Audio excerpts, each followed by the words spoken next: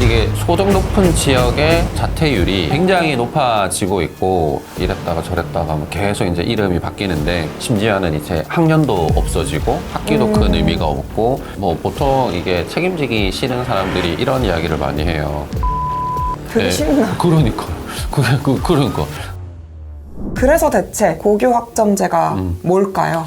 내가 원하는 과목을 스스로 설계하는 것이 가능하다라고 이야기하는 시스템에 나를 던져야 되는 제도인 거죠. 근데 이제 뭔지는 알겠는데 네. 그래서 이거 대체 어떻게 시행하겠다는 건데? 이거, 라는 의문이 항상 생기더라고요. 용어도 이제 일반 선택 과목 있고 진로 선택 과목 있고 융합 선택 과목 있고 이랬다가 저랬다가 뭐 계속 이제 이름이 바뀌는데 심지어는 이제 학년도 없어지고 학기도 큰 의미가 없고 일정 적정한 이제 학점까지만 이수를 하면 되니까 그래서 이제 학교를 갈 때 내가 어떤 교과목을 몇 학점을 언제 어떻게 신청을 할 거냐라고 하는 부분을 설계를 해야 돼요. 그럼 지금 얘기만 들으면 사실 네. 대학교랑 똑같죠? 네, 그래서 학점제라고 하는 거고 이게 어. 대학 학점제가 아니라 그냥 고교 학점제인 거거든요. 이거 꼭 해야 되는 건가? 왜 하는 거지? 라는 생각도 드는데 그쵸. 이걸 해야 하고 싶어서 하는 게 아니라 이걸 해야 되는 시대에 맞닥뜨려진 거예요.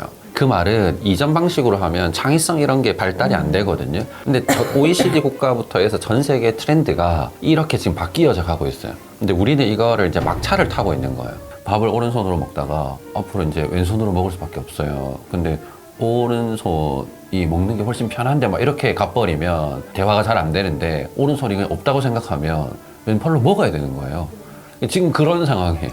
근데 사실 이게 미성년자들이잖아요. 네. 좀 미성년자는 아무래도 좀 선택하거나 이럴 때 실수도 많고 네. 그래서 그런 걸 보호해주기 위해서 미성년자라는 울타리 안에 네. 있는 건데 네. 너무 던져지는 느낌이 좀 드네요. 그쵸. 그러다 보니 던져놨는데 다 준비되어져 있다라고 하는 부분이 혼란을 굉장히 많이 만들어내게 될 거고 그 불안감이 결국 사교육 시장으로 나오게 되는 거고 사교육 시장에서도 완벽한 대책이 없는 상황에서 결국 수능을 해라 그냥 이게 복잡하니까 이렇게 이제 권유를 하고 있고 그러다 보니 이제 이 서클이 한 방향으로 안 가다 보니까 더 큰 이제 혼란이 이제 오는 흐름이 지금 놓여져 있는 상황인 것 같아요.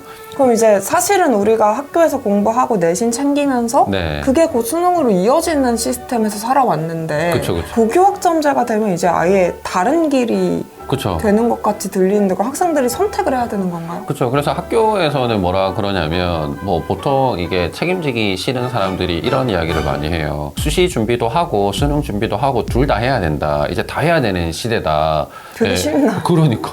그러니까. 근데 지금 현실적으로 보면 둘 중에 하나만 빨리 선택을 해가지고 하나에 몰빵을 해야 되는 시기예요. 근데 이제 해당 부분을 하기 위해서는 결국 어디를 가야 되냐면 학교를 가는 게 아니라 학원을 가야 되는 거거든요. 네. 근데 사실 네. 이제 고교 학점제가 시행이 되고 나면 나는 수능을 보겠다 하다가 선택하는 친구들이 네.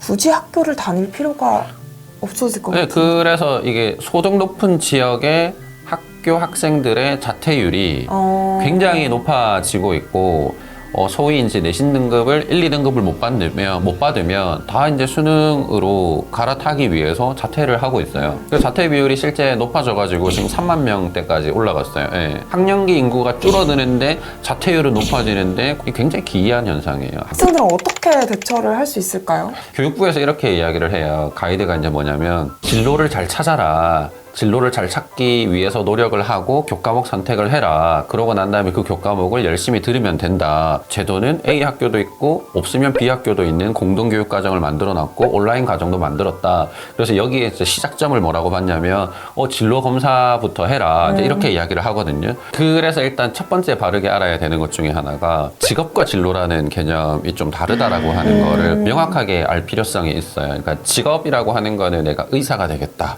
이런 식인데 진로라고 하는 거는 사전에 이렇게 나와 있거든요. 앞으로 나아가는 길이라고 되어져 있어요. 그러니까 직업이라고 하는 것과는 달라요. 그럼 내가 앞으로 무엇을 하면서 이제 나아갈 거냐라고 하는 이제 부분인데 진로를 찾느냐 못 찾느냐라고 하는 부분은 찾았다 못 찾았다의 문제가 아니라 태도의 문제예요. 내가 진로를 찾기 위해서 오늘도 나는 무언가를 해야 되겠다라는 태도를 갖추면 이기는 게임이에요. 이 게임은. 네, 그러면 진로를 찾기 위해서 뭐 해야 되냐면 뭐 예를 들어서 국어에서 생소하지만 주제탐구 독서라는 과목을 했어요.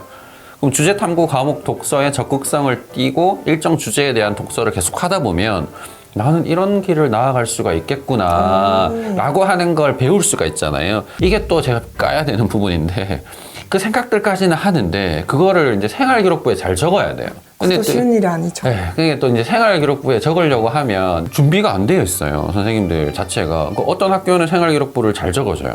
그러니까 내가 뭐 한 30%만 해도 100%처럼 잘 적어주는 학교도 있고 어떤 학교는 내가 70을 해도 선생님이 뭐 관심이 없으니까 아예 안 적어주는 학교도 있고 수행평가도 잘 하라고 했는데 그냥 대충 던져가지고 책 아무거나 읽고 가지고 와 하는 경우도 있고 복사 붙여넣기해서 갖다 놓는 경우도 있고 이제 제일 중요한 거는 환경 탓만 할 수는 없는 거잖아요. 내가 이제 진로를 찾기 위한 태도를 갖추면 해당 갖춘 태도를 기반으로 갖춰져 있는 인프라를 최대한 활용하기 위해서 내가 적극성을 떼어야 되는 거예요. 그러면서 내가 누구의 말을 듣기보다는 이런 교과목이 좋으면 이걸 듣는 거고 아니면 안 듣는 거고 그리고 이렇게 듣고 난 다음에 내 권리거든요. 내 생활기록부에 내가 수행평가하고 내가 적어놓은 내용이 잘 적혔는지 확인을 하고 안 적혀져 있으면 계속 따져야 돼요. 적어달라고. 왜 안 적어주냐. 지금 내가 했는데 그러면 선생님이 안 적어주는 선생님이 이상한 선생님인 거거든요. 예. 그러면 그 잘 적힌 내용을 가지고 대학에 내가 원서를 쓰는 거예요. 예. 이제 그렇게 내가 나를 계속 증명하기 위해서 노력을 정말 적극적으로 해야 되는 시대가 제가 봤을 때 혼란의 시기고 이 혼란의 시기가 한 보통 3년에서 5년이거든요. 이게 지나가면 이제 지금 초등학생 뭐 4학년, 3학년 이런 학생들은 좀 혜택을 받는 시기가 오거나 아니면 다 무너질 거예요. 어른들이 이렇게 얘기하거든요. 복 많이 받은 세대 아니냐. 먹는 게 걱정할 거 없고, 뭐, 배를 골마 봤냐. 뭐, 이런 이야기 하거든요. 배만 안 굶어 못 하니까요. 제가 봤을 때는 아예 그냥 굶는 게 나아요. 이렇게 판 만들어 놔가지고 더 복잡하고 내 미래의 불투명성과 노력을 해도 뭔가 되지도 않는 판과 어른들의 이야기를 믿어서 따라갔는데 결국에는 책임은 내가 잘못 선택한 거다라고 책임 전가하는 이제 이런 판에서는 그냥 이제 굶고 살이나 빼는 게 낫지. 이걸 계속 믿고 의지하고 가다가 그냥 배만 부른다라고 하는 거가 더 그냥 힘드는 것 같아요. 참 많이 와닿는 말씀을 해주셨는데 방금 네, 어른들 말 많이 믿지 말고 네.